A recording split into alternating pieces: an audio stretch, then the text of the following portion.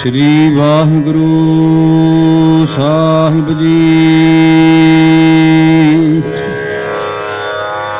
रामानंद जी घर पहला।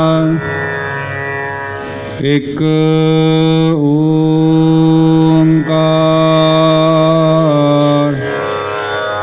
सतगुर प्रसाद। कत जाइया रे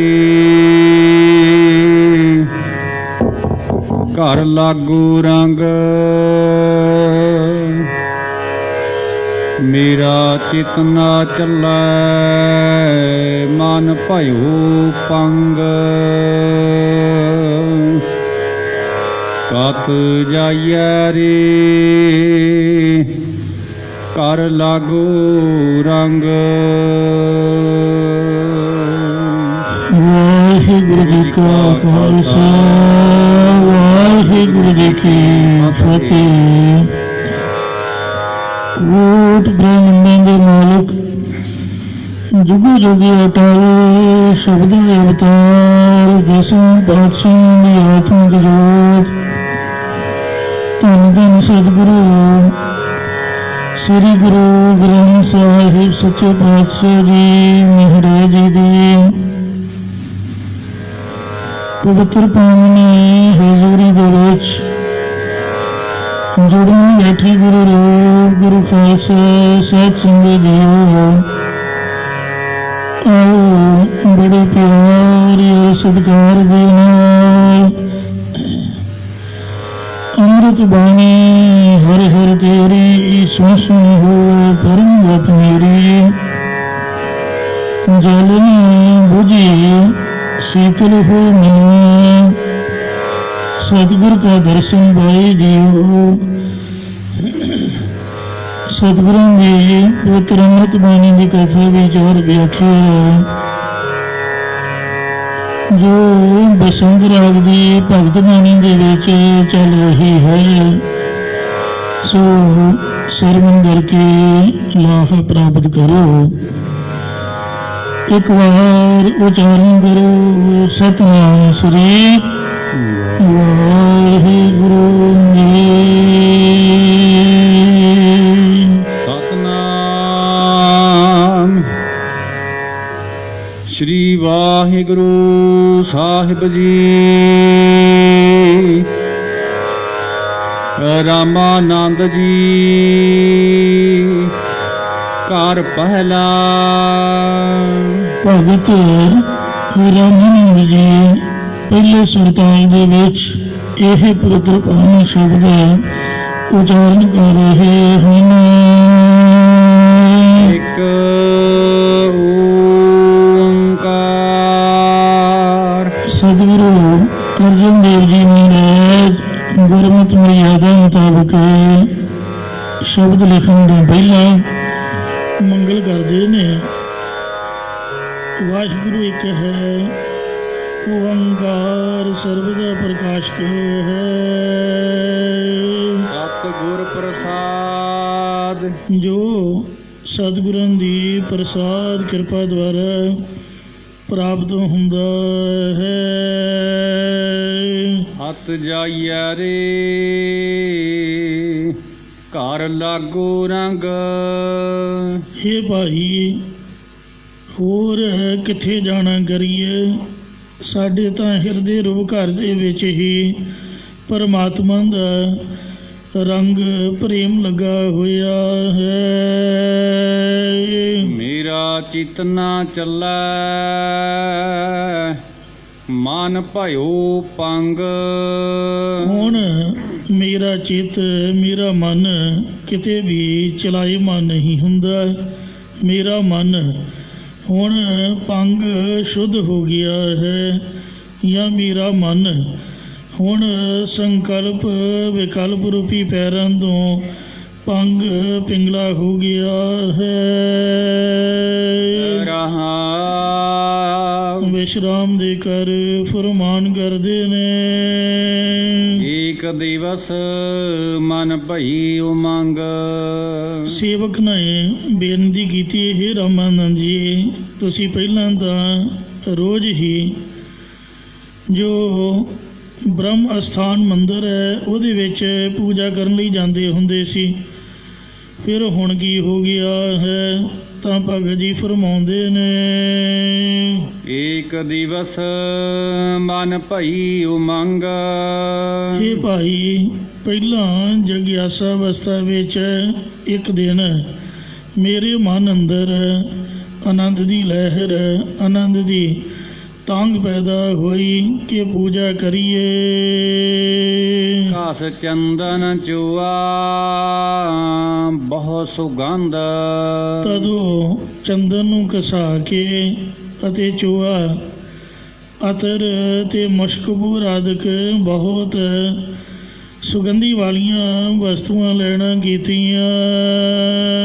ਪੂਜਨ ਚਾਲੀ ਬ੍ਰਹਮ ਠਾਇ। ਫਿਰ ਮੈਂ ਜਗਿਆਸੂ ਰੂਪ ਇਸਤਰੀ ਬ੍ਰਹਮ ਦੇ ਮੰਦਿਰ ਦੇ ਵਿੱਚ ਪੂਜਾ ਕਰਨ ਲਈ ਚੱਲ ਪਈ। ਸੋ ਬ੍ਰਹਮ ਬਤਾਇਓ ਗੁਰ ਮਨ ਹੀ ਮਾਹਿ। ਸੋ ਬ੍ਰਹਮ ਦਾ ਅਸਲ ਸਥਾਨ ਤੁਰਿਆਤੀਤ ਬ੍ਰਹਮ ਸਰੂਪ ਸਤਿਗੁਰੂ ਨਾਨਕ ਦੇਵ ਜੀ ਨੇ ਕਿਰਪਾ ਕਰਕੇ ਦਰਸ਼ਨ ਦੇ ਕੇ ਮੇਰੇ ਮਨ ਦੇ ਵਿੱਚ ਹੀ ਦੱਸ ਦਿੱਤਾ ਹੈ। ਜਹਾ ਜਾਈਐ ਤਹ ਜਲ ਪਖਾਨ। ਹੋਰ ਬਾਹਰ ਜਿੱਥੇ ਵੀ ਤੀਰਥਾਂ ਜਾਂ ਮੰਦਰਾਂ ਦੇ ਵਿੱਚ ਜਾਣਾ ਕਰੀਏ ਉੱਥੇ ਪਾਣੀ ਅਤੇ ਪੱਥਰ ਹੀ ਪੂਜੇ ਜਾ ਰਹੇ ਹਨ।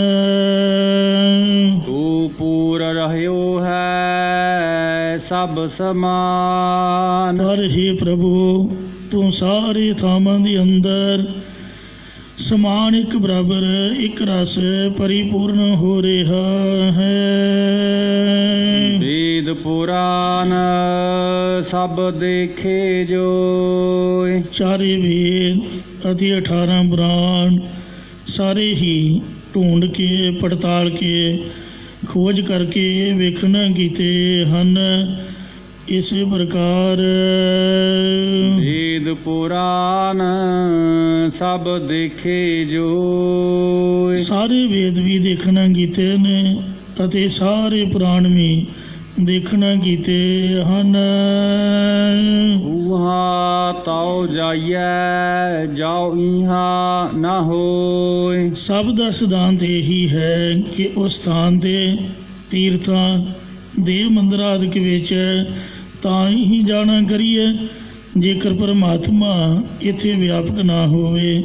ਭਾਵ ਅਸੀਂ ਪਰਮਾਤਮਾ ਨੂੰ ਸਭ ਥਾਈਂ ਵਿਆਪਕ ਜਾਣ ਲਿਆ ਹੈ। ਗੁਰ ਮੈਂ ਬਲਿਹਾਰੀ ਤੋਰਾ।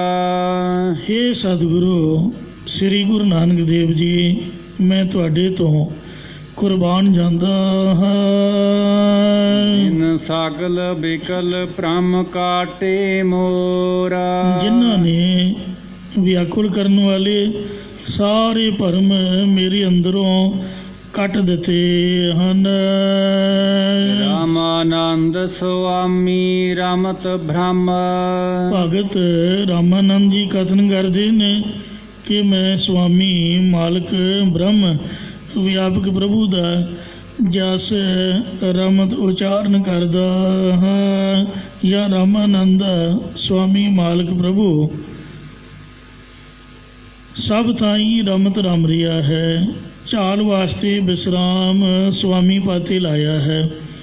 ਅਰਥ ਲਈ ਰਾਮਾਨੰਦ ਤੇ ਲੱਗਦਾ ਹੈ। ਗੁਰ ਕਾ ਸ਼ਬਦ ਕਾਟੈ ਕੂਟ ਕਰਮ। ਗੁਰਾਂ ਦਾ ਜੋ ਉਪਦੇਸ਼ ਹੈ ਉਹ ਕਰੋੜਾਂ ਹੀ ਜਨਮਾਂ ਦੇ ਸੰਚਿਤ ਕਰਮਾਂ ਨੂੰ ਕੱਟ ਦਿੰਦਾ ਹੈ। ਦੁੱਖ ਰੋਗ ਸੰਤਾਪ ਉਤਰੇ। ਸੁਣੀ ਸੱਚੀ ਬਾਣੀ, ਗੁਰੂ ਦੀ ਬਾਣੀ ਨੂੰ ਸਰਵਣ ਕਰਨ ਦੇ ਨਾਲ, ਪੜ੍ਹਨ ਦੇ ਨਾਲ ਜਿਹੜੇ ਕਰਮਾਂ ਦਾ ਦੁੱਖ ਹੁੰਦਾ, ਰੋਗ ਹੁੰਦਾ ਹੈ, ਇਹ ਕੱਟਿਆ ਜਾਂਦਾ ਹੈ। ਇੱਕੋ ਇੱਕ ਗੁਰਬਾਣੀ ਹੀ ਹੈ ਜਿਹੜੀ ਕਰਮ ਕੱਟ ਸਕਦੀ ਹੈ। ਬਾਕੀ ਹੋਰ ਕੋਈ ਸਾਧਨ ਕਰਮ ਨਹੀਂ ਕੱਟ ਸਕਦਾ। ਇਸ ਲਈ ਪੁੰਨ ਦਾਨ ਜਪ ਤਪ ਜੇਤੇ ਸਭ ਉਪਰ ਨਾਮ ਕੀਰਤਨ ਨਿਰਮੋਲਕ ਹੀਰਾ ਆਨੰਦ ਗੁਣੀ ਗਹੀਰਾ ਅਨਹਦ ਬਾਣੀ ਪੂੰਜੀ ਸੰਤਨ ਹੱਥ ਰਾਖੀ ਕੁੰਜੀ। ਸੰਤ ਕਬੀਰ ਜੀਓ। ਬਸੰਤ ਰਾਗ ਦੀ ਅੰਦਰ ਹੁਣ ਭਗਤ ਕਬੀਰ ਜੀ ਪਾਵਨ ਸ਼ਬਦ ਉਚਾਰ ਰਹੇ ਨੇ। ਇੱਕ ਓੰਕਾਰ। ਇੱਕ ਅਦੁੱਤੀ ਬ੍ਰਹਮ ਓੰਕਾਰ ਸਰਬ ਦਾ ਪ੍ਰਕਾਸ਼ਕ ਸਤਿ ਗੁਰ ਪ੍ਰਸਾਦ। ਜੋ ਸਤਿਗੁਰਾਂ ਦੀ ਪ੍ਰਸਾਦ ਕਿਰਪਾ ਦੁਆਰਾ ਪ੍ਰਾਪਤ ਹੁੰਦਾ ਹੈ। ਸੁਰ ਹੈ ਕੀ ਜੈਸੀ ਤੇਰੀ ਚਾਲ। ਇੱਕ ਵਾਰ ਪਰਮਾਤਮਾ ਨੇ ਭਗਤ ਕਬੀਰ ਜੀ ਦੀ ਪਰਖ ਕਰਨ ਲਈ ਇੱਕ ਕੁੱਤੀ ਦਾ ਰੂਪ ਧਾਰਨ ਕੀਤਾ। ਕੁੱਤੀ ਦਾ ਵੇਖੋ ਪਰਮਾਤਮਾ ਕਿੰਨਾ ਬੇਅੰਤ ਹੈ। ਜਿੱਥੇ ਕਬੀਰ ਜੀ ਆਪਣੇ ਆਨੰਦ ਵਿੱਚ ਬੈਠੇ ਹੋਏ ਸਨ, ਤਦੋਂ ਕੁਕਰੀ ਦੇ ਰੂਪ ਦੇ ਵਿੱਚ ਪ੍ਰਭੂ ਭਗਤ ਕਬੀਰ ਜੀ ਦੇ ਪਾਸ ਆ ਕੇ ਹੌਲੀ ਹੌਲੀ ਹੋ ਗਿਆ ਦੱਬੇ ਪੈਰੀਂ। ਤਦੋਂ ਸਭ ਦੇ ਵਿੱਚ ਇੱਕ ਜੋਤ ਨੂੰ ਵੇਖਣ ਵਾਲੇ ਭਗਤ ਕਬੀਰ ਜੀ ਉਹਨੂੰ ਮੁਖਾਤਬ ਹੋ ਕੇ ਇਹ ਸ਼ਬਦ ਉਚਾਰ ਰਹੇ ਨੇ ਕਿ ਹੇ ਕੁਕਰੀ, ਤੂੰ ਵੇਖਣ ਨੂੰ ਤਾਂ ਕੁੱਤੀ ਹੈ ਪਰ ਤੂੰ ਹੈ ਕੁੱਤੀ ਨਹੀਂ। ਸੁਰਹ ਕੀ ਜੈਸੀ ਤੇਰੀ ਚਾਲ, ਤੇਰੀ ਜਿਹੜੀ ਚਾਲ ਹੈ ਇਹ ਤਾਂ ਗਾਂ ਵਰਗੀ ਹੈ। ਤੇਰੀ ਪੂੰਛ ਤੇ ਉੱਪਰ ਚਮਕ ਬਾਲ। ਤੇਰੀ ਪੂਛ ਦੇ ਉੱਤੇ ਸੋਹਣੇ ਵਾਲ ਚਮਕ ਰਹੇ ਹਨ। ਜਿਵੇਂ ਭਗਤ ਨਾਮਦੇਵ ਜੀ ਨੇ ਇੱਕ ਦੇਵ ਦੇ ਰੂਪ ਦੇ ਵਿੱਚ ਜਿੱਥੇ ਬ੍ਰਾਹਮਣਾਂ ਨੇ ਈਰਖਾ ਕਰਕੇ ਖੂਹ 'ਤੇ ਪਾਣੀ ਲੈਣ ਭੇਜਿਆ, ਉੱਥੇ ਦਿਓ ਰਹਿੰਦਾ ਸੀ ਕਿ ਇਹਨੂੰ ਖਾ ਜਾਏਗਾ। ਨਾਮਦੇਵ ਜੀ ਨੇ ਦਿਓ ਦੇ ਵਿੱਚ ਹੀ ਭਗਵਾਨ ਵੇਖ ਲਿਆ। ਮਤਲਬ ਤੂੰ ਦੈਂਤ ਤਾਂ ਹੈ ਤੇ ਪਰ ਤੂੰ ਦੈਂਤ ਜਾਪਦਾ ਨਹੀਂ ਹੈ। ਆਓ ਕਲੰਦਰ ਕੇਸਵਾ ਕਰ ਬਦਾਲੀ ਭੇਸਵਾ। ਤੂੰ ਪਰਮਾਤਮਾ ਹੈ ਤੇ ਤੂੰ ਇਹ ਦੇਵ ਦਾ ਰੂਪ ਧਾਰਿਆ। ਇਸੇ ਤਰ੍ਹਾਂ ਜਦ ਭਗਤ ਨਾਮਦੇਵ ਜੀ ਉਹ ਬਿੰਦਰਾਵਨ ਮਥੁਰਾ ਦੇ ਦਰਸ਼ਨ ਕਰਨ ਗਏ, ਉੱਥੇ ਪੈਸੇ ਮੁੱਕ ਗਏ। ਯਾਤਰਾ 'ਤੇ ਸੋਚਿਆ ਵੀ ਮੰਗਣਾ ਜ਼ਹਿਰ ਹੁੰਦਾ। ਜਿਹੜਾ ਸਾਡਾ ਕੰਮ ਹੈ ਮਿਹਨਤ ਕਰਕੇ ਪੈਸੇ ਕਮਾਓ ਆਪਦੇ ਗੁਜ਼ਾਰੇ ਜੋਗੇ।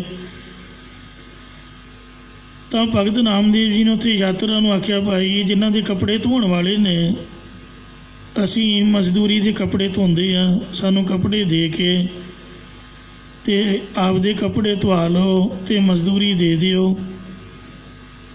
ਇਸ ਤਰ੍ਹਾਂ ਕੱਪੜੇ ਧੋ ਕੇ ਉਹਨਾਂ ਨੇ ਆਪ ਦਾ ਗੁਜ਼ਾਰਾ ਕੀਤਾ। ਜਦੋਂ ਕੱਪੜੇ ਧੋ ਲਏ, ਕੱਪੜੇ ਹੋ ਗਏ ਬਹੁਤੇ, ਲਾਲਚ ਕਰ ਲਿਆ ਕਿ ਜ਼ਿਆਦਾ ਪੈਸੇ ਹੋਣਗੇ, ਉਹ ਭਾਰੇ ਹੋ ਗਏ। ਗਿੱਲੇ ਕੱਪੜੇ ਭਾਰੇ ਹੋ ਜਾਂਦੇ ਨੇ, ਚੁੱਕੇ ਜਾਣ ਨਾ। ਸੋਚਿਆ ਮਨਾ ਇੱਕ ਘੋੜੀ ਹੁੰਦੀ, ਰੱਬ ਸਾਨੂੰ ਘੋੜੀ ਦਿੰਦਾ ਅਤੇ ਘੋੜੀ 'ਤੇ ਕੱਪੜੇ ਰੱਖੇ ਜਾਂਦੇ ਸੁੱਕਣੇ ਪਾਉਣ ਵਾਸਤੇ, ਚੁੱਕੇ ਜਾਂਦੇ ਨਹੀਂ ਹਨ। ਤਾਂ ਇੱਕ ਪਠਾਨ ਆਇਆ, ਕਹਿੰਦੇ ਸ਼ਿੰਬਿਆ ਇੱਧਰ ਆ ਚੱਲ ਵਸ਼ੇਰੀ ਚੁੱਕ। ਉਹਦੀ ਘੋੜੀ ਨਵੀਂ ਸੂਈ ਹੋਈ ਸੀ, ਉਹਦੇ 'ਤੇ ਆਪ ਚੜ੍ਹਿਆ ਹੋਇਆ ਸੀਗਾ ਅਤੇ ਵਸ਼ੇਰੀ ਅੜੀ ਕਰ ਰਹੀ ਸੀ। ਘੋੜੀ ਜਿਹੜੀ ਸੀ ਉਹ ਵਸ਼ੇਰੀ ਕਰਕੇ ਤੁਰਦੀ ਨਹੀਂ ਸੀ। ਵਸ਼ੇਰੀ ਤੁਰੇ ਤਾਂ ਹੀ ਘੋੜੀ ਤੁਰੇ। ਕਹਿੰਦਾ ਵੀ ਚੱਲ। ਪੁਰਾਤਨ ਸਮਾਂ ਸੀਗਾ, ਗਰੀਬਾਂ ਦੇ ਕੋਲੋਂ ਲੋਕ ਵਗਾਰ ਲੈਂਦੇ, ਜ਼ਬਰਦਸਤੀ ਬਿਨਾਂ ਮਜ਼ਦੂਰੀ ਤੋਂ ਕੰਮ ਕਰਾਉਂਦੇ। ਉਹ ਵੱਟ ਕੱਢ ਕੇ ਜਿਸ ਤਰ੍ਹਾਂ ਬੇੜ ਵੱਟਿਆ ਹੁੰਦਾ, ਇਸ ਤਰ੍ਹਾਂ ਗੋਲ ਜੀ ਕਰਕੇ ਹਰੀ ਜੀ ਪੱਗ ਜਿਹੜੇ ਪਠਾਨ ਬੰਨ੍ਹਦੇ ਨੇ, ਉੱਪਰ ਟੋਪੀ ਜੀ ਪਾ ਕੇ, ਤਾਂ ਇਸ ਤਰ੍ਹਾਂ ਦੀ ਪੱਗ ਬੰਨ੍ਹੀ ਹੋਈ ਸੀਗੀ, ਵਿੱਚ ਉਹ ਟੋਪੀ ਜੀ ਤਾਂ ਕੀਤੀ ਹੋਈ ਸੀ ਅਤੇ ਬੇੜ ਜਿਹਾ ਵੱਟ ਕੇ ਹਰੀ ਪੱਗ ਬੰਨ੍ਹੀ ਹੋਈ ਸੀ। ਪੋਸ਼ਾਕਾ ਬੜਾ ਸੋਹਣਾ, ਘੋੜੀ ਬੜੀ ਸੋਹਣੀ। ਜਦ ਨਾਮਦੇਵ ਨੂੰ ਦਬਕਾ ਮਾਰਿਆ, ਕਹਿੰਦੇ ਹਾਂਜੀ ਦੱਸੋ ਸਾਹਿਬ ਜੀ। ਕਹਿੰਦੇ ਚੱਲ ਘੋੜੀ ਬਸ਼ੇਰੀ ਚੁੱਕ ਮੋਢੇ 'ਤੇ ਚੁਕਾਤੀ। ਉਹ ਨਾਲੇ ਤਾਂ ਮੂੰਹ ਵਾਲੇ ਵੇਖਣ ਪਠਾਨ ਦੇ, ਅਤੇ ਨਾਲੇ ਆਪਦੇ ਆਪ ਬਾਰੇ ਸੋਚਣ ਵੀ ਮਨਾ ਮੰਗੀ ਤਾਂ ਤੂੰ ਘੋੜੀ ਉੱਤੇ ਚੜ੍ਹਨ ਲਈ ਸੀਗੀ। ਵੇਖੋ ਕਿੱਡਾ ਰੱਬ ਬੇਅੰਤ ਹੈ। ਹੇ ਵਾਹਿਗੁਰੂ, ਤੇਥੋਂ ਘੋੜੀ ਉੱਤੇ ਚੜ੍ਹਨ ਲਈ ਮੰਗੀ ਸੀ ਵੀ ਕੱਪੜੇ ਧੋਤੇ ਹੋਏ ਚੁੱਕੇ ਨਹੀਂ ਜਾਂਦੇ, ਅਤੇ ਉਲਟੀ ਘੋੜੀ ਸਾਡੀ ਮੋਢਿਆਂ 'ਤੇ ਚੜ੍ਹਾਤੀ। ਕਿਸੇ ਦਾ ਜ਼ੋਰ ਥੋੜ੍ਹੋ ਪ੍ਰਮਾਤਮਾ ਅੱਗੇ, ਜਿਸ ਅੱਗੇ ਜ਼ੋਰ ਨਾ ਚੱਲਈ ਖਲੇ ਕੀਚੇ ਅਰਦਾਸ। ਇਸ ਵਾਸਤੇ ਜਦੋਂ ਭਗਤ ਨਾਮਦੇਵ ਜੀ ਨੇ ਪਠਾਨ ਦੇ ਮੂੰਹ ਵੱਲ ਵੇਖਿਆ, ਦਰਸ਼ਨ ਕੀਤੇ, ਮਹਿਸੂਸ ਹੋਇਆ ਵੀ ਇਹ ਮੁਸਲਮਾਨ ਨਹੀਂ ਜਾਪਦਾ, ਇਹ ਪਠਾਨ ਨਹੀਂ ਹੈ। ਚਿਹਰਾ ਦਗਦਾ ਕਰ ਰਹੀ ਹੈ, ਬੋਲੀ ਬੜੀ ਮਿੱਠੀ ਹੈ, ਭਾਵੇਂ ਦਬਕਾ ਹੀ ਮਾਰਿਆ, ਅਤੇ ਪਰ ਤੱਕਣੀ ਦੇ ਵਿੱਚ ਬੜੀ ਕਸ਼ਿਸ਼ ਹੈ। ਭਗਤ ਨਾਮਦੇਵ ਜੀ ਨੇ ਸ਼ਬਦ ਉਚਾਰਿਆ, ਉਸ ਪਠਾਨ ਦੇ ਵਿੱਚ ਪ੍ਰਭੂ ਦੇ ਦਰਸ਼ਨ ਕੀਤੇ। ਆਖਿਆ ਖੂਬ ਤੇਰੀ ਪਗਰੀ, ਮਿੱਠੇ ਤੇਰੇ ਬੋਲ। ਸ਼ਬਦ ਦੀ ਰੰਭਤਾ ਹੈ, ਹਲੇ ਯਾਰਾ ਖੁਸ਼ ਖਬਰੀ ਰਹਾਉ, ਨਿੱਕੀ ਤੇਰੀ ਬਿਗਾਰੀ ਆਲੇ ਤੇਰਾ ਨਾਉ। ਸੋ ਇਉਂ ਖੂਬ ਤੇਰੀ ਪਗਰੀ, ਮਿੱਠੇ ਤੇਰੇ ਬੋਲ, ਦਵਾਰਕਾ ਨਗਰੀ ਕਾਹੇ ਕੇ ਮਗੋ। ਦਵਾਰਕਾ ਨਗਰ ਹੈ ਕ੍ਰਿਸ਼ਨ ਭਗਵਾਨ ਦਾ, ਇੱਥੇ ਤਾਂ ਹਿੰਦੂ ਹੀ ਹਿੰਦੂ ਰਹਿੰਦੇ ਨੇ, ਇੱਥੇ ਭਲਾ ਮੁਸਲਮਾਨ ਦਾ ਕੀ ਕੰਮ? ਤੂੰ ਮੁਸਲਮਾਨ ਨਹੀਂ ਹੈ, ਤੂੰ ਤਾਂ ਪ੍ਰਭੂ ਪਰਮਾਤਮਾ ਹੈ। ਹਿੰਦੂਆਂ ਦੀ ਨਗਰੀ 'ਚ ਮੁਸਲਮਾਨ ਦਾ ਕੋਈ ਕੰਮ ਹੀ ਨਹੀਂ। ਇਉਂ ਉਹ ਪਠਾਨ ਦੇ ਵਿੱਚ ਪ੍ਰਭੂ ਦੇ ਦਰਸ਼ਨ ਕੀਤੇ। ਭਗਤਾਂ ਦਾ ਪਿਆਰ ਹੈ, ਸ਼ਰਧਾ ਹੈ। ਸੋ ਇਸ ਲਈ ਭਗਤ ਕਬੀਰ ਜੀ ਕਹਿੰਦੇ ਵੀ ਤੂੰ ਕੁੱਤੀ ਦਾ ਰੂਪ ਧਾਰਿਆ ਹੈ ਤੂੰ ਕੁੱਤੀ ਨਹੀਂ, ਗਾਂ ਵਰਗੀ ਤੇਰੀ ਚਾਲ ਹੈ। ਤੇਰੀ ਪੂਛ ਦੇ ਉੱਪਰ ਬੜੇ ਸੋਹਣੇ ਵਾਲ ਚਮਕ ਰਹੇ ਹਨ। ਸੀ ਤਾਂ ਸਾਧ ਸੰਗਤ ਜੀ ਕੁੱਤੀ ਹੋਈ, ਪਰ ਭਗਤਾਂ ਦੀ ਨਿਗਾਹ ਬੜੀ ਸਵੱਲੀ ਹੈ, ਉਹਨਾਂ ਰੱਬ ਦੇ ਦਰਸ਼ਨ ਕੀਤੇ। ਘਰ ਮਹਿ ਹੈ ਸੋ ਤੂੰ ਢੂੰਡ ਖਾਹੇ, ਜੋ ਕੁਝ ਇਸ ਮੇਰੇ ਘਰ ਵਿੱਚ ਹੈ ਉਹ ਤੂੰ ਲੱਭ ਕੇ ਖਾ ਲੈਣਾ ਕਰ। ਔਰ ਕਿਸਹੀ ਕੇ ਤੂੰ ਮਤ ਹੀ ਜਾਹੇ, ਹੋਰ ਕਿਸੇ ਦੇ ਘਰ ਵਿੱਚ ਤੂੰ ਮਤਾ ਹੀ ਜਾਣਾ ਕਰ। ਰਹਾ ਵਿਸ਼ਰਾਮ ਦੇ ਕਰ ਫੁਰਮਾਨ ਕਰਦੇ ਨੇ। ਚਾਕੀ ਚੱਟ ਹੈ ਚੂਨ ਖਾਹੇ, ਇੱਥੇ ਪਈ ਚੱਕੀ ਚੱਟ ਲੈ ਅਤੇ ਆਟਾ ਖਾ ਲੈਣਾ ਕਰ। ਚਾਕੀ ਕਾ ਚੀਥਰਾ ਕਹਾਂ ਲੈ ਜਾਹੇ, ਪਰ ਤੂੰ ਇਹ ਚੱਕੀ ਦਾ ਪਰੋਲਾ ਕਿੱਥੇ ਲੈ ਕੇ ਜਾਂਦਾ ਹੈ? ਸਾਨੂੰ ਹੋਰ ਬਣਾਉਣਾ ਪਵੇਗਾ। ਇੱਕ ਕੱਪੜਾ ਜਿਹਾ ਹੁੰਦਾ ਹੈ ਨਾ, ਜਿਹੜੇ ਪੁੜ ਹੁੰਦੇ ਨੇ ਚੱਕੀ ਦੇ, ਉਹਨਾਂ ਨੂੰ ਸਾਫ਼ ਕਰਨ ਲਈ ਜਿਹੜੀ ਮੌਣ ਜਿਹੀ ਹੁੰਦੀ ਚਾਰ ਚੁਫੇਰੇ, ਉਹਦੇ 'ਚ ਮਾਰਨ ਵਾਸਤੇ ਉਹਨੂੰ ਪਰੋਲਾ ਕਹਿੰਦੇ ਨੇ, ਪਰੋਲਾ। ਅਤੇ ਆਟਾ ਜਾਂ ਖਾ ਲਿਆ ਤੂੰ, ਅਤੇ ਪਰੋਲਾ ਕਿੱਥੇ ਧੂ ਕੇ ਲਿਜਾ ਰਹੀ ਹੈ? ਕੁੱਤਿਆਂ ਦਾ ਸੁਭਾਅ ਹੁੰਦਾ ਹੈ ਨਾ, ਉਹ ਚੀਜ਼ਾਂ ਵਸਤੂਆਂ ਮੂੰਹ 'ਚ ਪਾ ਲੈਂਦੇ ਨੇ। ਇਉਂ ਆਟਾ ਲੱਗਾ ਹੋਣ ਕਰਕੇ ਉਹ ਕੱਪੜਾ ਵੀ ਮੂੰਹ 'ਚ ਪਾ ਕੇ ਲੈ ਤੁਰੀ। ਅਤੇ ਕਬੀਰ ਜੀ ਕਹਿੰਦੇ ਵੀ ਇਹਨੂੰ ਤਾਂ ਤੂੰ ਰੱਖ ਦੇ। ਉਹਦੇ ਕੋਲੋਂ ਪਰੋਲਾ ਛਡਾ ਲਿਆ। ਜਦੋਂ ਪਰੋਲਾ ਛਡਾ ਲਿਆ, ਫਿਰ ਉਹ ਛੱਤ ਵੱਲ ਲਟਕਦੇ ਹੋਏ ਟੋਕਰੇ ਵੱਲ ਵੇਖਣ ਲੱਗ ਪਿਆ। ਅੱਜ ਕੱਲ੍ਹ ਤਾਂ ਟਿਫਨ ਬਾਕਸ ਨੇ ਪ੍ਰਸ਼ਾਦੀ ਰੱਖਣ ਵਾਸਤੇ, ਚੀਜ਼ਾਂ ਵਸਤੂਆਂ ਲਈ ਫਰਿੱਜ ਨੇ। ਪੁਰਾਣਾ ਟਾਈਮ ਹੁੰਦਾ ਸੀਗਾ, ਸਾਡੇ ਪੁਰਾਣੇ ਘਰ ਦੇ ਵਿੱਚ ਵੀ ਆਲਾ ਹੁੰਦਾ ਸੀ, ਕੰਧ ਦੇ ਵਿੱਚ ਆਲਾ ਹੁੰਦਾ ਸੀਗਾ, ਬਿੱਲੀ ਤੋਂ ਜਾਂ ਹੋਰ ਪੰਛੀਆਂ ਤੋਂ ਬਚਾਅ ਵਾਸਤੇ। ਜਿਹੜਾ ਦੁੱਧ ਆਦਿਕ ਹੈ, ਮਲਾਈ ਆਦਿਕ ਹੈ, ਘਿਓ ਆਦਿਕ ਉਹ ਆਲੇ 'ਚ ਰੱਖੀਦਾ। ਅਤੇ ਜੇ ਗਰਮੀ ਹੋਣੀ ਤਾਂ ਬੱਠਲ 'ਚ ਬਾਲਟੇ 'ਚ ਪਾਣੀ ਪਾ ਕੇ ਉਹਦੇ 'ਚ ਧਾਰ ਦੇਣਾ ਦੁੱਧ। ਫਰਿੱਜ ਕਿੱਥੇ ਹੁੰਦੇ ਸੀਗੇ? ਤਾਂ ਇਸ ਲਈ ਜਿਹੜੇ ਪ੍ਰਸ਼ਾਦੇ ਸਾਨੂੰ ਛਿੱਕੂ 'ਚ ਟੰਗ ਕੇ ਤੇ ਸ਼ਤੀਰ ਹੁੰਦਾ ਸੀਗਾ, ਸ਼ਤੀਰ ਵਾਲੀ ਛੱਤ ਸੀਗੀ, ਉਹਦੇ ਨਾਲ ਰੱਸਾ ਜਿਹਾ ਬੰਨ੍ਹਿਆ ਹੁੰਦਾ, ਉਹਦੇ ਨਾਲ ਛਿੱਕੂ ਟੰਗ ਦੇਣਾ। ਪ੍ਰਸ਼ਾਦਿਆਂ ਵਾਲਾ ਜਿਹੜਾ ਟੋਕਰਾ ਛਿੱਕੂ ਸੀਗਾ ਉਹਦੇ ਵੱਲ ਕੁੱਤਾ ਵੇਖਣ ਲੱਗ ਪਿਆ। ਤਦੋਂ ਕਬੀਰ ਜੀ ਕਹਿੰਦੇ ਨੇ, ਸੀਕੇ ਪਰ ਤੇਰੀ ਬਹੁਤ ਡੀਠ। ਜਿਹੜਾ ਛਿੱਕੂ ਹੈ ਪ੍ਰਸ਼ਾਦੇ ਵਾਲਾ, ਇਹਦੇ ਉੱਪਰ ਤੇਰੀ ਬਹੁਤ ਨਜ਼ਰ ਲੱਗੀ ਹੋਈ ਹੈ। ਮਤ ਲਕਰੀ ਸੋਟਾ ਤੇਰੀ ਪਰੈ ਪੀਠ। ਉਹਦੇ ਵਿੱਚ ਮੇਰੇ ਕਮਾਲੇ ਪੁੱਤਰ ਤੇ ਕਮਾਲੀ ਧੀ ਦੀਆਂ ਰੋਟੀਆਂ ਨੇ, ਜੋ ਮੇਰੀ ਘਰ ਵਾਲੀ ਲੋਈ ਨੇ ਪਕਾ ਕੇ ਰੱਖੀਆਂ ਨੇ। ਅੱਜ ਕੱਲ੍ਹ ਤਾਂ ਜਦੋਂ ਦੇ ਗੈਸ ਚੁੱਲ੍ਹੇ ਆਏ, ਮੈਂ ਤਾਂ ਉਦੋਂ ਹੀ ਆਰਡਰ ਕਰ ਦਿੱਤਾ ਵੀ ਪ੍ਰਸ਼ਾਦਾ ਗਰਮ ਹੀ ਚਾਹੀਦਾ। ਗੈਸ ਦਾ ਕੀ ਫਾਇਦਾ? ਇੱਕ ਤਵੇ 'ਤੇ ਅਤੇ ਇੱਕ ਥਾਲੀ ਦੇ ਵਿੱਚ।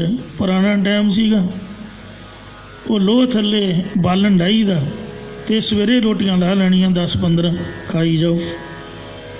ਇੱਕੋ ਵਾਰੀ ਉਹ ਛਿੱਕੂ 'ਚ ਰੱਖ ਦੇਣੀਆਂ ਵੀ ਜਦੋਂ ਸਮਾਂ ਆਵੇ ਇੱਕੋ ਵਾਰੀ ਲਾ ਲੈਣੀਆਂ ਸਵੇਰ ਦੀਆਂ, ਅਤੇ ਦੁਪਹਿਰੇ ਵੀ ਉੱਥੋਂ ਛਕੋ, ਰਾਤ ਨੂੰ ਫਿਰ ਵੱਖਰਾ। ਅਤੇ ਇਹ ਪੁਰਾਣਾ ਸਮਾਂ ਲੋਈ ਨੇ ਪ੍ਰਸ਼ਾਦੇ ਲਾ ਕੇ ਕਮਾਲੇ ਅਤੇ ਕਮਾਲੀ ਲਈ ਛਿੱਕੂ 'ਚ ਰੱਖੇ ਹੋਏ ਸੀਗੇ।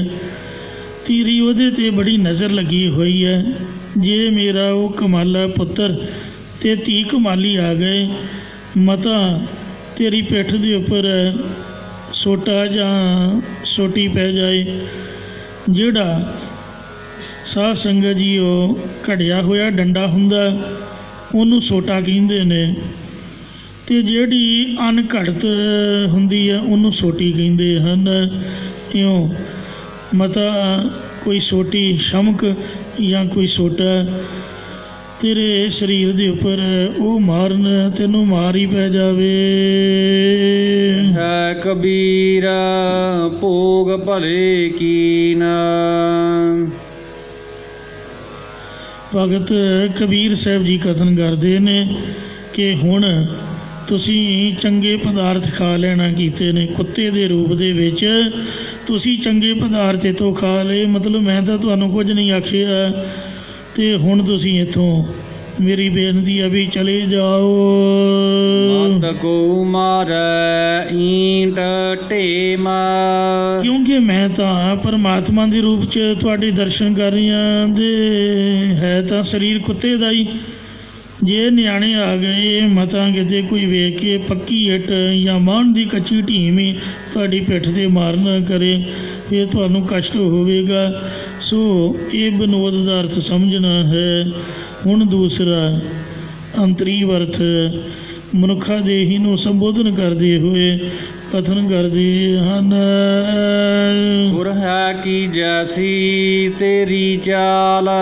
ਇਹ ਜੀਵ ਦੇਵਤਿਆਂ ਦੀ ਤਰ੍ਹਾਂ ਤੇਰੀ ਚਾਲ ਤੇਰੀ ਤੋਰ ਹੈ। ਮੋਰਨੀ ਵਾਂਗ ਤੂੰ ਪਹਿਲਾਂ ਪਾਉਂਦਾ ਤੁਰਿਆ ਜਾਂਦਾ ਹੈ। ਪੂੰਛ ਉੱਪਰ ਝਮਕ ਬਾਲ। ਤੇਰੀ ਬੁੱਧ ਰੂਪ ਪੂਛ ਦੇ ਉੱਪਰ ਸ਼ੁਭ ਗੁਣਾ ਰੂਪੀ ਜਿਹੜੇ ਵਾਲ ਨੇ ਉਹ ਚਮਕ ਰਹੇ ਹਨ। ਤੇਰੀ ਬੁੱਧੀ ਬੜੀ ਲਿਆਕਤ ਵਾਲੀ ਹੈ। ਇਸ ਘਰ ਮਹਿ ਹੈ ਸੋ ਤੂੰ ਢੂੰਡ ਖਾਏ। ਇਸ ਮਨੁੱਖ ਦੇ ਰੂਪੀ ਘਰ ਦੇ ਵਿੱਚ ਜੋ ਆਤਮਕ ਆਨੰਦ ਰੂਪੀ ਪਦਾਰਥ ਹੈ ਉਹ ਤੂੰ ਢੂੰਡ ਕੇ ਲੱਭ ਕੇ ਖਾਣਾ ਕਰ। ਇਸੇ ਪ੍ਰਕਾਰ ਇਸ ਘਰ ਮਹਿ ਹੈ ਸੋ ਤੂੰ ਢੂੰਡ ਖਾਏ। ਇਸ ਸਤਸੰਗਤ ਰੂਪੀ ਘਰ ਦੇ ਵਿੱਚ ਜੋ ਬ੍ਰਹਮ ਚੇਤਨ ਵਸ ਰਿਹਾ ਹੈ ਉਸ ਨੂੰ ਢੂੰਡ ਕੇ ਭਾਵ ਵਿਚਾਰ ਕੇ ਉਸ ਦੀ ਬ੍ਰਹਮ ਆਨੰਦ ਨੂੰ ਖਾਣਾ ਕਰ। ਔਰ ਕਿਸ ਹੀ ਕੇ ਤੂੰ ਮਤ ਹੀ ਜਾਏ। ਹੋਰ ਕਿਸੇ ਦੇਵੀ ਦੇਵਤਿਆਂ ਦੀ ਉਪਾਸਨਾ ਦੇ ਵਿੱਚ ਤੂੰ ਮਤਾ ਹੀ ਜਾਣਾ ਕਰ। ਰਹਾ ਕਿਉਂਕਿ ਜਦ ਦੇਹ ਰੱਬ ਨੇ ਦਿੱਤੀ ਹੈ ਅਤੇ ਖਾਣ ਨੂੰ ਵੀ ਉਹੀ ਦੇ ਰਿਹਾ, ਫਿਰ ਪੂਜਾ ਕਿਸੇ ਹੋਰ ਦੀ ਕਿਉਂ ਕਰਨੀ ਹੋਈ ਭਲਾ।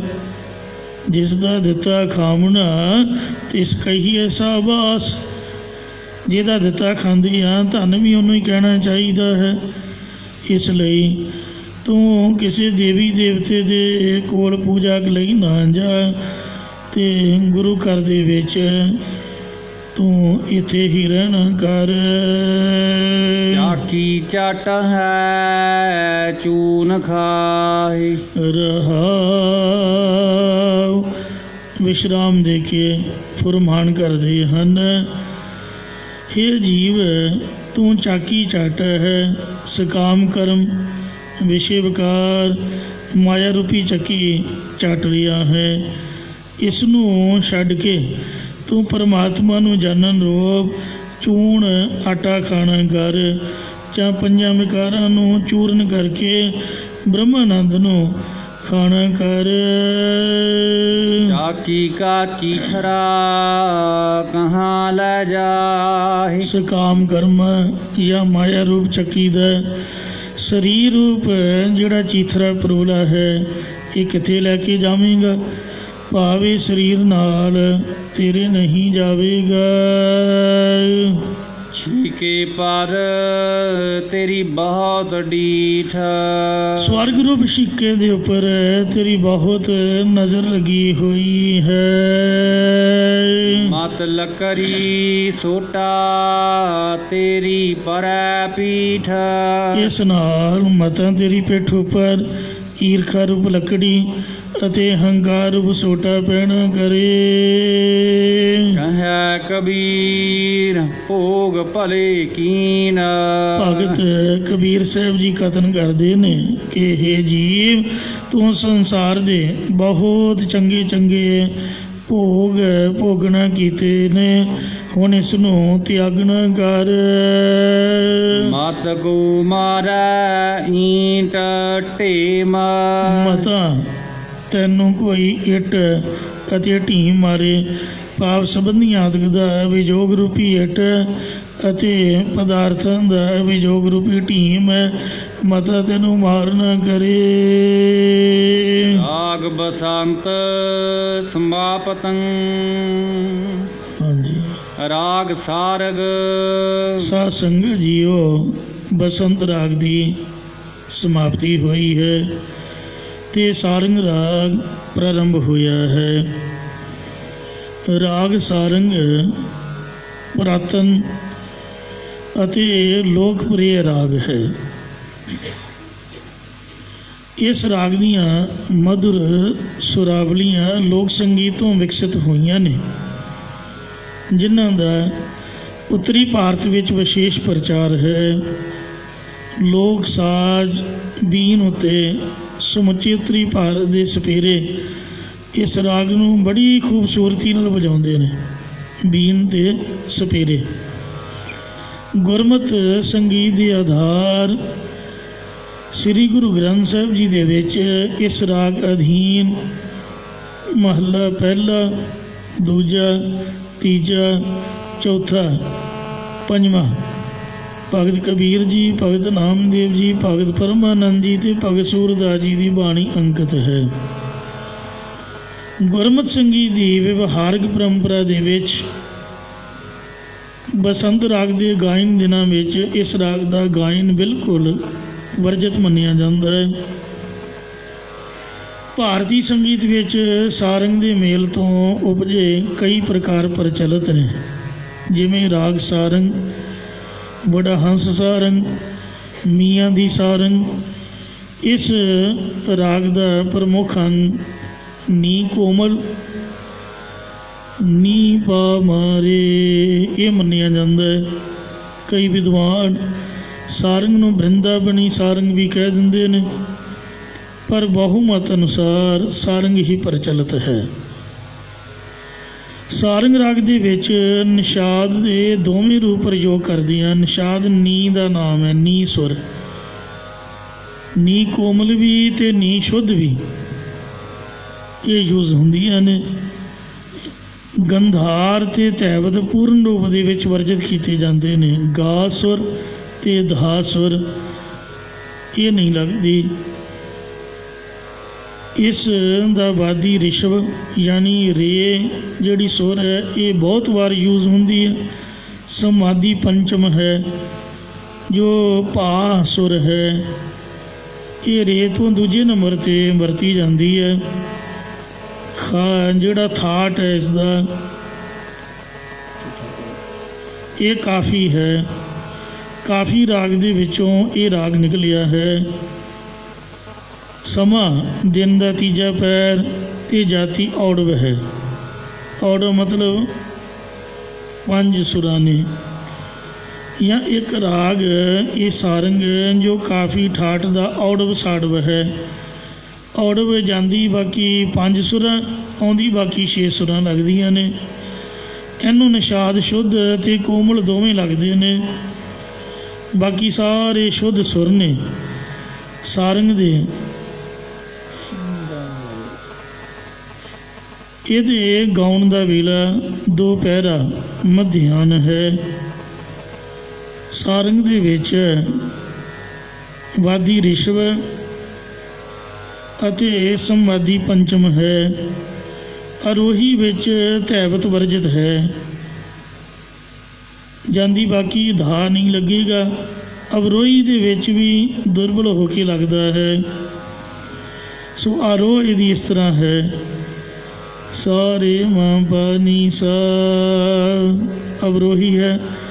ਸਾਧਾ ਨੀ ਪਾ ਮਾਰੇ ਸਾ ਜਾਂ ਆਰੋਹੀ ਸਾਰੇ ਮਾਂ ਪਾ ਨੀ ਸਾ ਅਵਰੋਹੀ ਸਾ ਨੀ ਪਾ ਮਾਰੇ ਨੀ ਸਾ। ਸ੍ਰੀ ਗੁਰੂ ਗ੍ਰੰਥ ਸਾਹਿਬ ਜੀ ਦੇ ਵਿੱਚ ਇਸ ਸਾਰੰਗ ਰਾਗ ਦਾ 26ਵਾਂ ਸਥਾਨ ਹੈ। ਸੋ ਸਤਿਗੁਰੂ ਜੀ ਫਰਮਾਨ ਕਰਦੇ ਨੇ। ਰਾਗ ਸਾਰਗ ਚੌਪਦੀ ਮਹੱਲਾ ਪਹਿਲਾ ਘਰ ਪਹਿਲਾ। ਰਾਗ ਸਾਰੰਗ ਦੀ ਅੰਦਰ ਮਹੱਲਾ ਪਹਿਲਾ ਪਹਿਲੇ ਸਰੂਪ ਸ੍ਰੀ ਗੁਰੂ ਨਾਨਕ ਦੇਵ ਜੀ ਘਰ ਪਹਿਲਾ ਪਹਿਲੇ ਸੁਰਤਾਲ ਦੇ ਵਿੱਚ ਇਹ ਪਾਵਨ ਸ਼ਬਦ ਉਚਾਰਨ ਕਰ ਰਹੇ ਹਨ। ਪਹਿਲਾਂ ਮੰਗਲ ਕਰਦੇ ਨੇ। 4 ਚਰਪਦੀਆਂ ਵਾਲੇ ਸ਼ਬਦ ਉਚਾਰਨ ਕਰਦੇ ਹਨ। ਇੱਕ ਓੰਕਾਰ। ਇੱਕ ਅਦੁੱਤੀ ਜੋ ਬ੍ਰਹਮ ਹੈ। ਓੰਕਾਰ ਸਰਬ ਦਾ ਪ੍ਰਕਾਸ਼ਕ ਹੈ। ਸਤਿਨਾਮ ਜੋ ਸਤ ਨਾਸ਼ ਤੋਂ ਰਹਿਤ ਸੱਚ ਸਰੂਪ ਨਾਮ ਪ੍ਰਸਿੱਧ ਹੈ।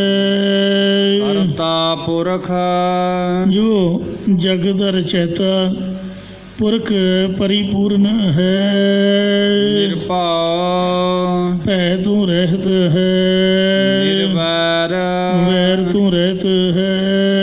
ਕਾਲ ਮੂਰਤ ਕਾਲ ਮੌਤ ਤੋਂ ਰਹਿਤ ਉਸ ਦੀ ਮੂਰਤ ਹਸਤੀ ਉਹਦਾ ਸਰੂਪ ਹੈ। ਅਜੂਨੀ ਜੂਨੀਆਂ ਤੋਂ ਰਹਿਤ ਹੈ। ਸੈਭੰ ਸੁਤੇ ਪ੍ਰਕਾਸ਼ ਸਰੂਪ ਹੈ। ਗੁਰ ਪ੍ਰਸਾਦ ਗੁਰ ਚੇਤਨ ਤੇ ਪ੍ਰਸਾਦ ਆਨੰਦ ਸਰੂਪ ਹੈ।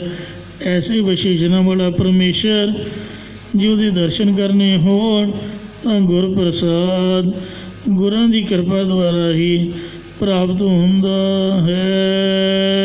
ਆਪਣੇ ਠਾਕੁਰ ਕੀ ਹਉ ਚੇਰੀ। ਇਹ ਮਹਾਮੰਤਰ ਉਚਾਰਨ ਕਰਕੇ ਮੰਗਲ ਕੀਤਾ ਹੈ। ਹੇ ਭਾਈ ਆਪ ਦੇ ਮਾਲਕ ਪਰਮੇਸ਼ਰ ਦੀ ਮੈਂ ਦਾਸੀ ਹਾਂ। ਚਰਨ ਗਹੇ ਜਗ ਜੀਵਨ ਪ੍ਰਭ ਕੇ।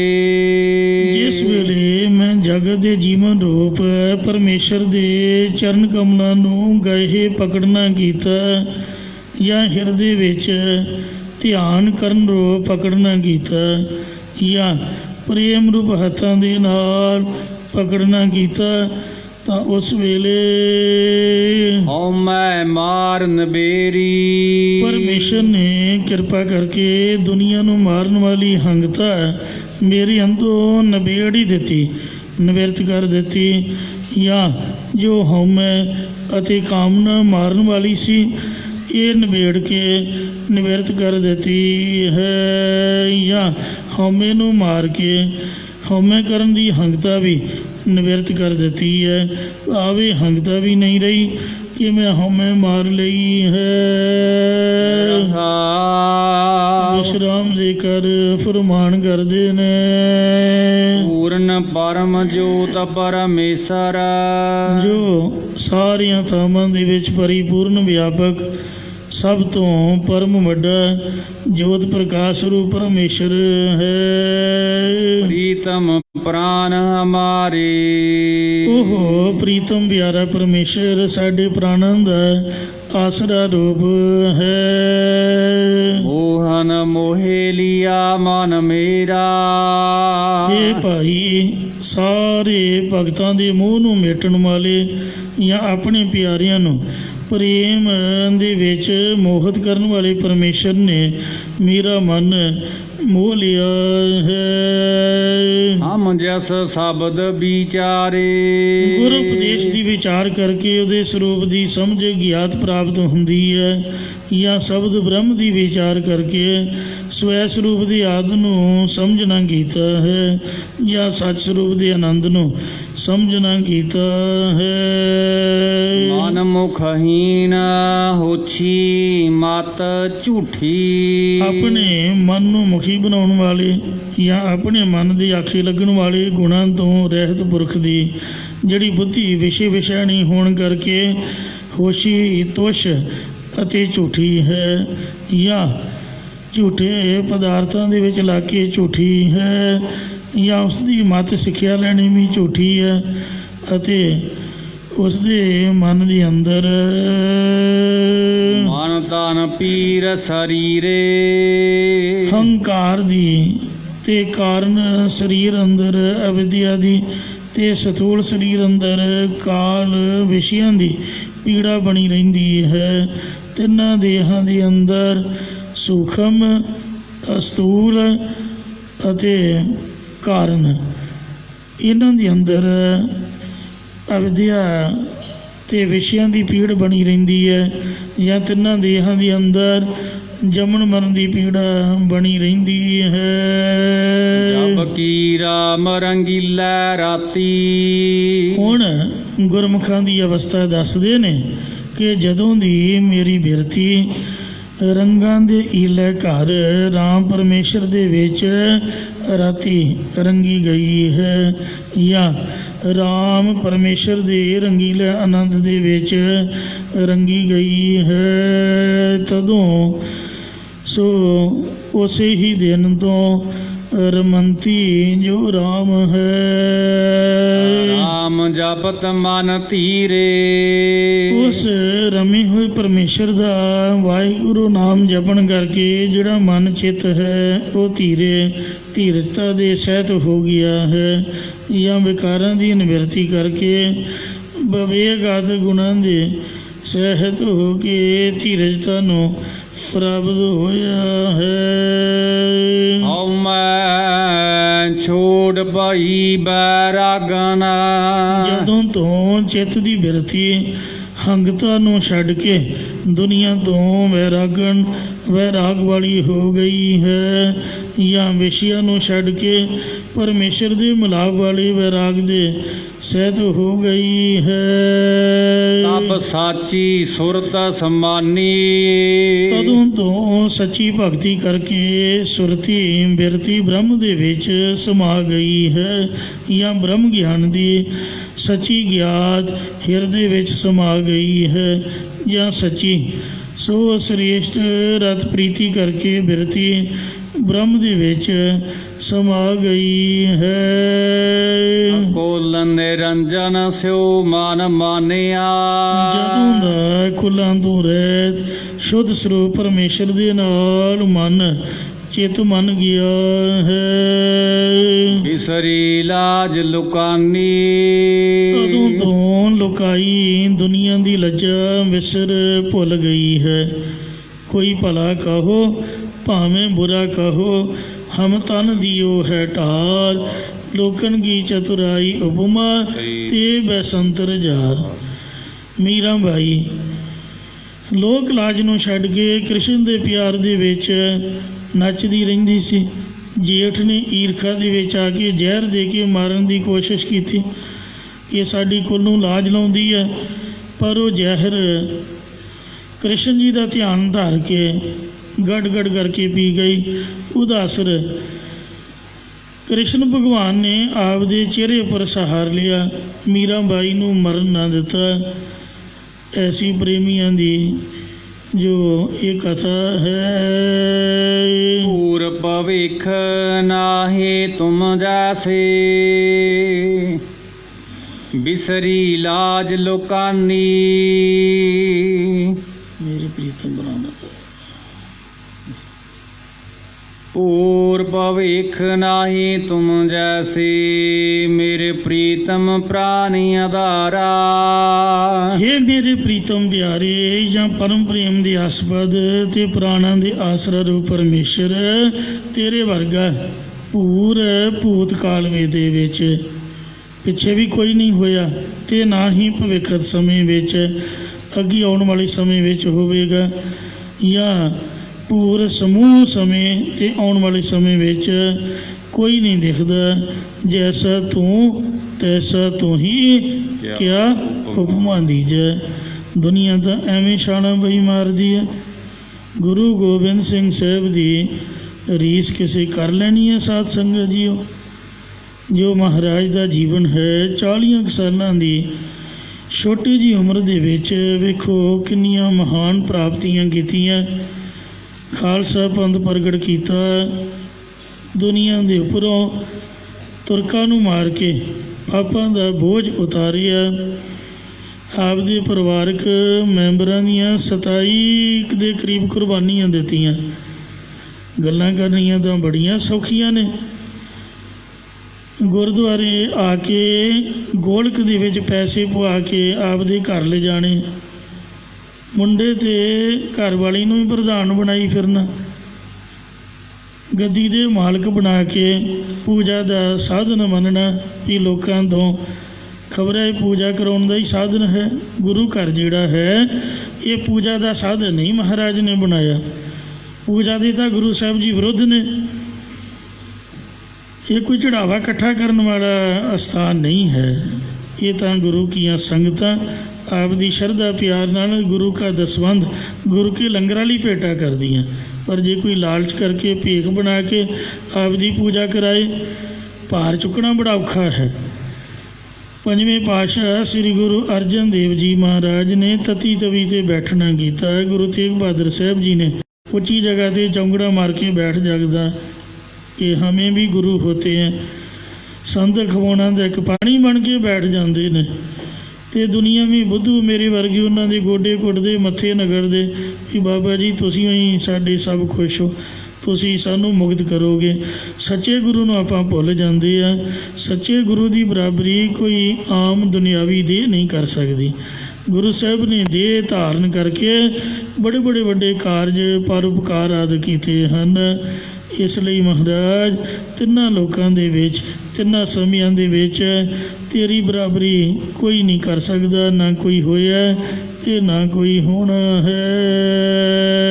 ਹਰਿ ਕੈ ਨਾਮ ਰਤੀ ਸੁਹਾਗਨ, ਜਿਸ ਦੀ ਹਰੀ ਪਰਮੇਸ਼ਰ ਦੇ ਨਾਮ ਦੇ ਵਿੱਚ ਜਿਹੜੀ ਬਿਰਤੀ ਹੈ ਉਹ ਰੰਗੀ ਗਈ ਹੈ।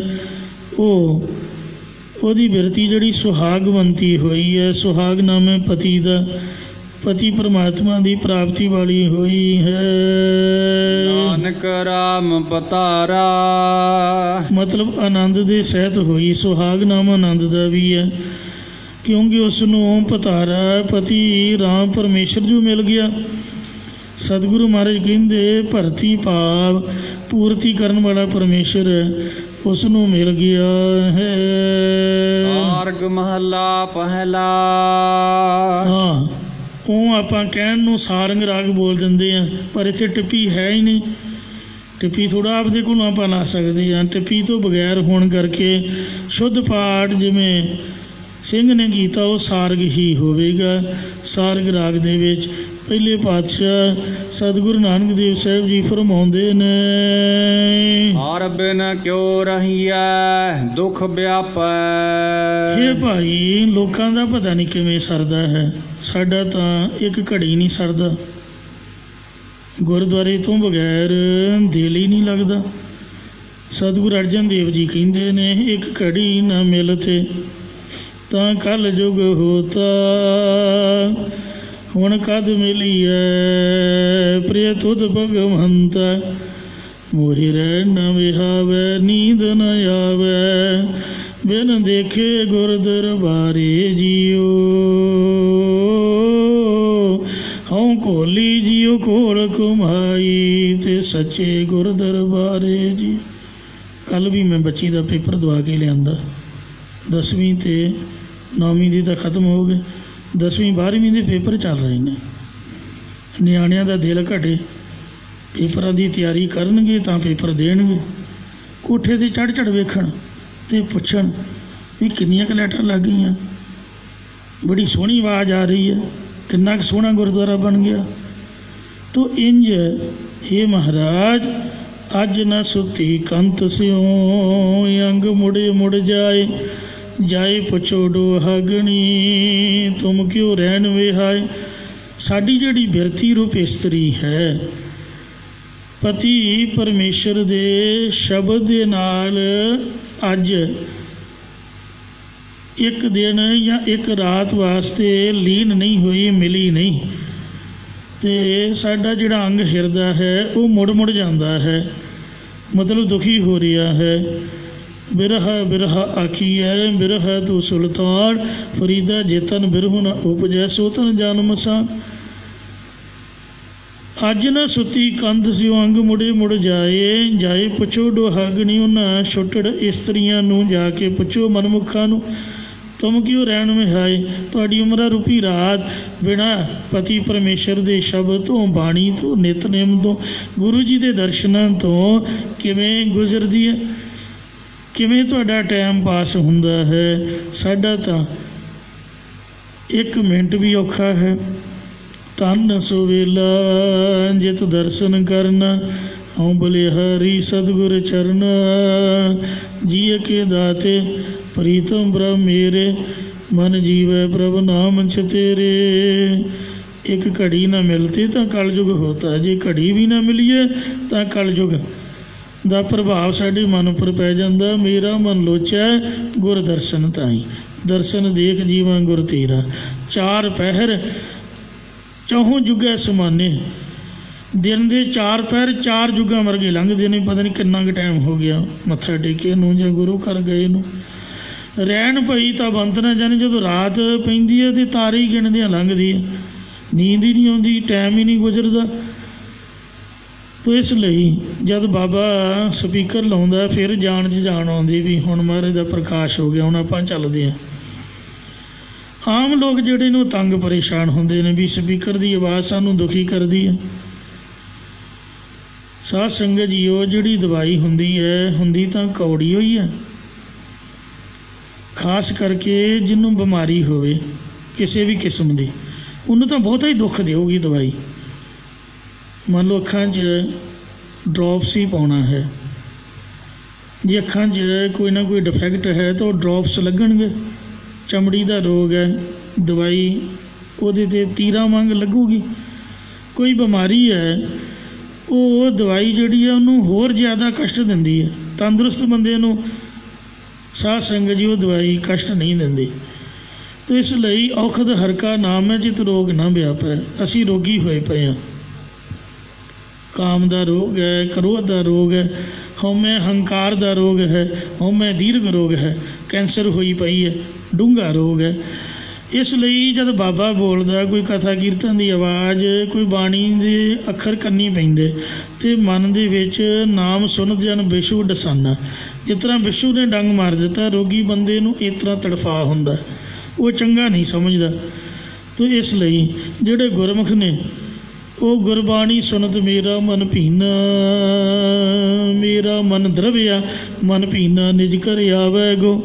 ਉਹਨਾਂ ਦਾ ਮਨ ਤਾਂ ਦਰਵ ਜਾਂਦਾ, ਭਿੱਜ ਜਾਂਦਾ ਹੈ। ਸੱਚਖੰਡ ਸ੍ਰੀ ਹਰਿਮੰਦਰ ਸਾਹਿਬ ਪਹਿਲਾਂ ਅੰਮ੍ਰਿਤ ਵੇਲੇ ਜਿਹੜਾ 2:30 ਵਜੇ ਕੀਰਤਨ ਸ਼ੁਰੂ ਹੁੰਦਾ, ਜਿਹਨੂੰ 3 ਪੈਰ ਦੀ ਚੌਂਗੀ ਕਹਿੰਦੇ, ਉਦੋਂ ਸਪੀਕਰ ਨਹੀਂ ਸੀ ਲੱਗਦਾ ਹੁੰਦਾ ਅਤੇ ਵਹਿੰਦੇ ਰਹਿਣਾ ਮੂੰਹ ਵੱਲ, ਆਵਾਜ਼ ਕੰਨੀ ਨਾ ਬਹਿਣੀ। ਅਤੇ ਹੁਣ 2:30 ਵਜੇ ਤੋਂ ਹੀ ਸਪੀਕਰ ਸ਼ੁਰੂ ਹੋ ਜਾਂਦਾ, ਬਲਕਿ ਘਰ ਬੈਠੇ ਜਿੱਥੇ ਮਰਜ਼ੀ ਤੁਸੀਂ ਬੈਠੇ ਨੈੱਟ ਫ੍ਰੀ ਅੱਜ ਕੱਲ੍ਹ, ਆਪਦਾ ਮੋਬਾਇਲ ਔਨ ਕਰੋ, ਸਪੈਸ਼ਲ ਐਪਸ ਬਣੀ ਹੈ ਗੁਰਬਾਣੀ ਕੀਰਤਨ ਦੀ, ਉਹ 2:30 ਵਜੇ ਹੀ ਮੋਬਾਇਲ 'ਤੇ ਆਉਣਾ ਸ਼ੁਰੂ ਹੋ ਜਾਂਦਾ, ਸਾਰੀ ਦਿਹਾੜੀ ਭਾਵੇਂ ਸੁਣਦੇ ਰਹੋ। ਇਸ ਵਾਸਤੇ ਹੇ ਮਹਾਰਾਜ ਸੱਚੇ ਪਾਤਸ਼ਾਹ, ਹਰੀ ਤੇਰੇ ਭਜਨ ਸਿਮਰਨ ਤੋਂ ਬਿਨਾਂ ਅਸੀਂ ਕਿਵੇਂ ਰਹਿਣਾ ਕਰੀਏ, ਨਹੀਂ ਰਹਿਣਾ ਸਾਡਾ ਹੁੰਦਾ, ਕਿਉਂਕਿ ਪ੍ਰਭੂ ਸਿਮਰਨ ਤੋਂ ਬਗੈਰ ਜੰਮਣ ਮਰਨ ਅਗਿਆਨ ਦਾ ਦੁੱਖ ਲੱਗਿਆ ਹੀ ਰਹਿੰਦਾ। ਭਾਵੇਂ ਦੁੱਖ ਲੱਗ ਜਾਏ, ਬੈਠਾ ਜਾਵੇ ਨਾ, ਜੋ ਮਰਜ਼ੀ ਹੋਵੇ, ਪਰਮੇਸ਼ਰ ਤੋਂ ਬਗੈਰ ਕਿਵੇਂ ਰਹੀਏ, ਸਾਥੋਂ ਰਿਹਾ ਨਹੀਂ ਜਾਂਦਾ।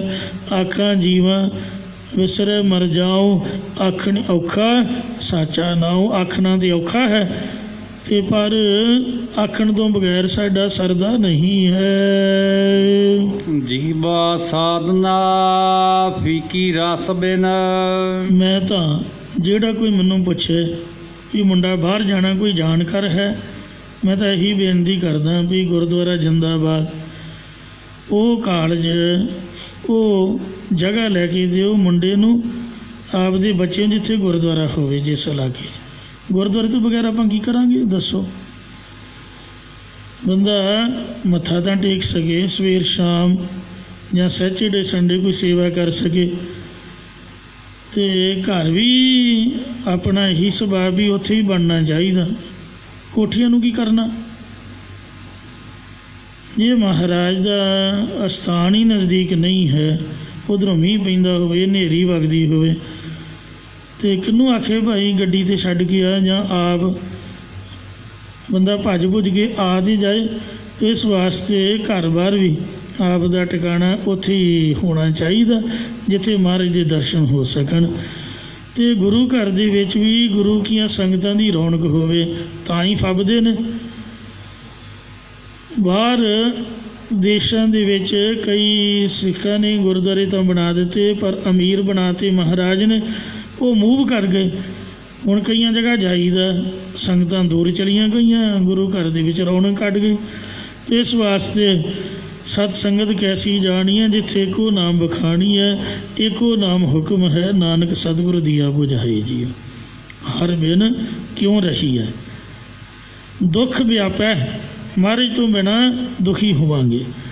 ਜਿਹਵਾ ਸਾਧਨਾ ਫੀਕੀ ਰਸ ਬਿਨ, ਜਿਹੜੀ ਜ਼ਬਾਨ ਰਸਨਾ ਹੈ, ਇਹਦੇ 'ਚ ਨਾਮ ਦਾ ਸਵਾਦ ਨਹੀਂ ਹੈ, ਅਤੇ ਪ੍ਰੇਮ ਤੋਂ ਬਗੈਰ ਫਿੱਕੀ ਆ ਬੇਰਸੀ ਵਾਲੀਆਂ ਗੱਲਾਂ ਕਰਦੀ ਹੈ।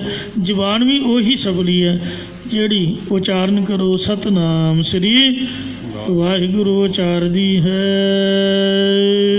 ਬਿਨ ਪ੍ਰਭ ਕਾਲ ਸੰਤਾਪੈ।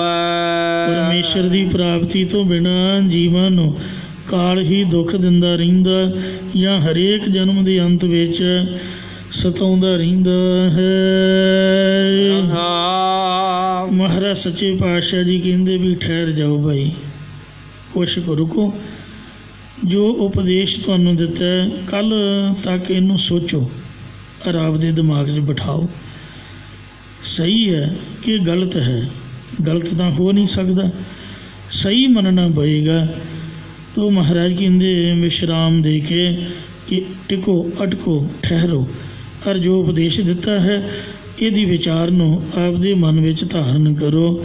ਬਾਕੀ ਦਾ ਸ਼ਬਦ ਕੱਲ੍ਹ ਨੂੰ ਕਥਾ ਸੁਣਾਵਾਂਗੇ ਜੀ। ਭੁੱਲਾਂ ਚੁੱਕਾ ਖਿਮਾ ਕਰੋ। ਪਾਠੀ ਸਿੰਘ ਤੋਂ ਜਿਹੜੀਆਂ ਪੰਕਤੀਆਂ ਰਹਿ ਗਈਆਂ ਉਹਦਾ ਪਾਠ ਸੁਣੋ। ਹਰ ਬਿਨ ਕਿਉ ਰਹੀਐ ਦੁਖ ਵਿਆਪੈ, ਜੀਵਾ ਸਾਧਨਾ ਫੀਕੀ ਰਸ ਬਿਨ, ਬਿਨ ਪ੍ਰਭ ਕਾਲ ਸੰਤਾਪੈ।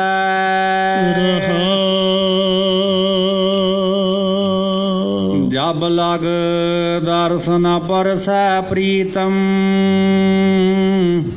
ਤਬ ਲਗ ਭੂਖ ਪਿਆਸੀ, ਦਰਸ਼ਨ ਦੇਖਤ ਹੀ ਮਨ ਮਾਨਿਆ, ਜਲ ਰਸ ਕਮਲ ਬਿਗਾਸੀ, ਊਨਵ ਘਨ ਹਰ ਗਰਜੈ ਬਰਸੈ, ਕੋਕਿਲ ਮੋਰ ਬੈਰਾਗੈ, ਤਰਵਰ ਬਿਰਖ ਬਿਹੰਗ ਪੁਯੰਗਮ, ਘਰ ਪਿਰ ਧਨ ਸੁਹਾਗੈ। ਕੁਚਲ ਕਰੂਪ ਕੁਨਾਰ ਕੁਲਖਨੀ ਪਿਰ ਕਾ ਸਹਿਜ ਨਾ ਜਾਣਿਆ।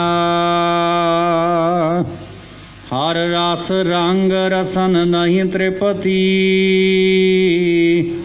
ਦੁਰਮਤ ਦੁਖ ਸਮਾਨਿਆ। ਆਏ ਨਾ ਜਾਵੈ ਨਾ ਦੁਖ ਪਾਵੈ ਨਾ ਦੁਖ ਦਰਦ ਸਰੀਰੇ। ਨਾਨਕ ਪ੍ਰਭ ਤੇ ਸਹਿਜ ਸੁਹੇਲੀ ਪ੍ਰਭ ਦੇਖਤ ਹੀ ਮਨ ਧੀਰੇ। ਵਾਹਿਗੁਰੂ ਜੀ ਕਾ